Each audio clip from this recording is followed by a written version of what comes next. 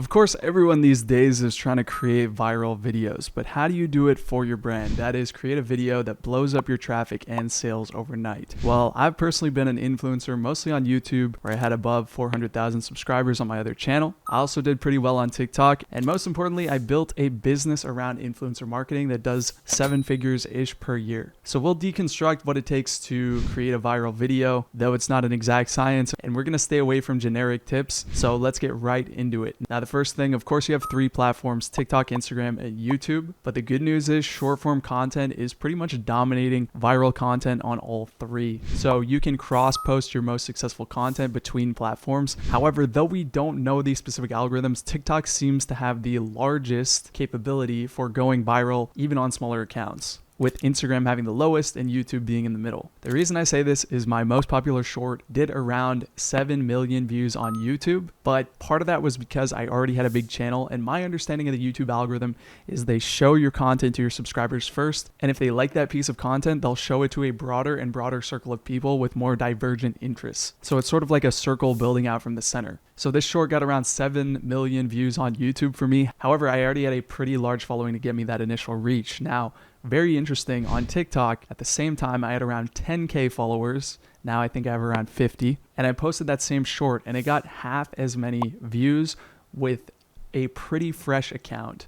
And that's with a profile 40 times larger. Now, I also posted this on Instagram. I have an account around 8K there, and this piece of content got basically no views. Now, the reason I'm explaining this is because if you want to make the most of your money and you paid me as a TikTok influencer for that piece of content, you got half of the impressions while my account had 40 times less subscribers. So the rate or the amount of compensation I'd expect for that post would be 40 times lower, because usually you're compensating based on follower counts. Anyway, that gets us to the first kind of key thing here, because we're keeping profits and revenue in mind. TikTok, with its algorithm that is not as dependent on followers, is usually the most profitable way to create viral content for that exact reason. It's more dependent on quality than follower count. So we'll talk about how to find these TikTok influencers with high viral potential, but first let's talk about just doing this in-house, because if you've seen, for example, the Dollar Shave Club ad,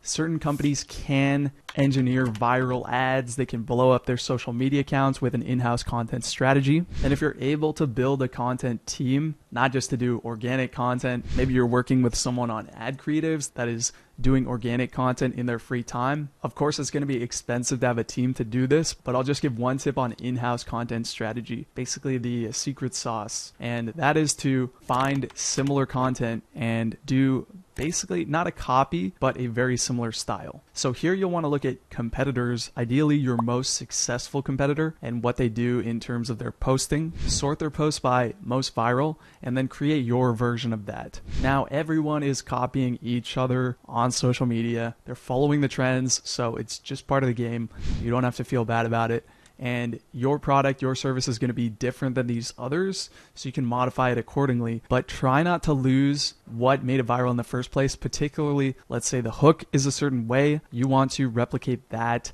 as closely as possible. And if it's, for example, high quality, has a very attractive person in the post, you can't just change one of these variables and expect it to work the same way. So short tip for in-house content is be inspired by / copy working content. Now, chances are you're a smaller, medium-sized store, or you have an in-house team and they don't necessarily have the skills to create viral content, because these content creators usually want to work on their own because they're able to. They've kind of cracked the code. And the good news is, of course, you can rent these people by doing influencer marketing, but maximizing your chances of a viral post while not wasting money, that is kind of the key. So coming back to this original idea of TikTok's got very high viral potential. So finding influencers, here's what you want to look for. Ideally, you filter it down to content that is matching your brand niche. Goes without saying. Can be difficult to do through just the search. You might want to consider an influencer search tool like our app PartnerUp. You can search by keywords and get very specific, creating lists of people that do fit your brand quite well. Now, the engagement rate stat is super important, because when we're talking about Shorts, this is the average amount of comments divided by followers. So on TikTok, you can even get people with an engagement rate of over 100%. That is, their average post gets more comments, more likes than their number of followers. This is a huge green flag. Usually it indicates their account is fairly new, they're growing rapidly, but their follower count just hasn't caught up to their quality of content, and that's right when you want to get someone in. On the other extreme, you have kind of zombie accounts. So this is people who have been around for a while. It's more on YouTube and Instagram.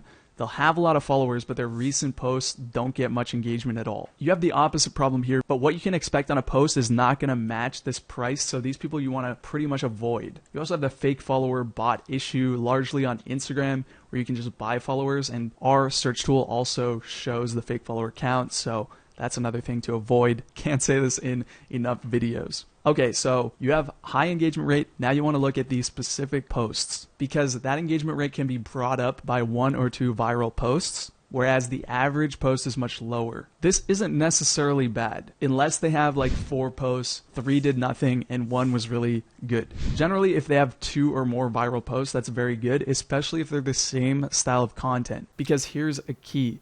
If you can plug in your product or service into that content style that is proven to work, that is really maximizing your chances of a viral post. They've done it before, they can probably do it again, and just slide your product in there. And of course, the more viral posts they have consecutively, the higher chance yours is going to go viral too. At the end of the day, it comes to that upfront due diligence, seeing what's already working, and then plugging into that rather than trying to do everything from scratch. Whether you're copying content or going after influencers, the rule applies in both cases. Now, word of caution too, it can be tempting, appealing to go after an agency who's going to do content for you. Having worked with multiple agencies, this is never really going to pay off well. First, because the incentives aren't really aligned. They're going to have multiple clients. They're not putting in the most effort.